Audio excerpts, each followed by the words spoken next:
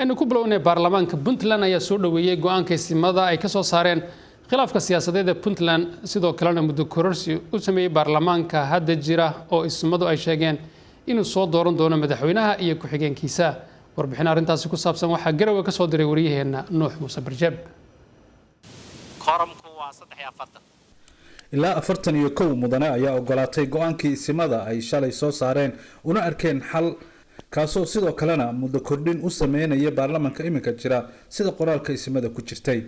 laba mudane ayaa ka aamusay markii 41 ay ogolaadeen waxaana kadib gudoomiyaha baarlamaanka Cabdirashiid Yuusuf Jibriil uu ku dhawaaqay go'aanka baarlamaanka ay gaareen maanta waxa ogol ugu codeeyay 41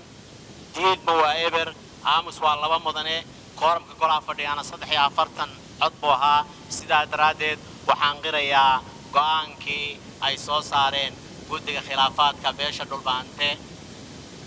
ee khilaafka siyaasadeed iyo ismadii hore go'aamada u soo saaray oo kula jira oo taageeray culimaadeyntii ganacsatadii bulshadii rayidka qaybeed kala duwan sidaas ayuu ansax ku yahay kuna dhaqal galay maanta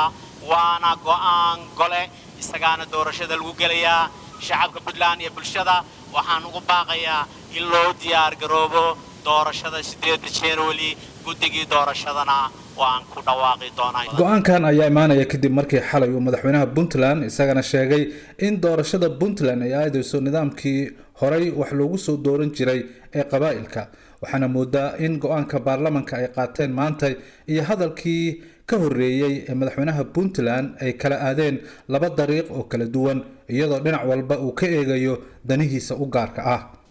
Nuux Muuse Barjab VOA Garowe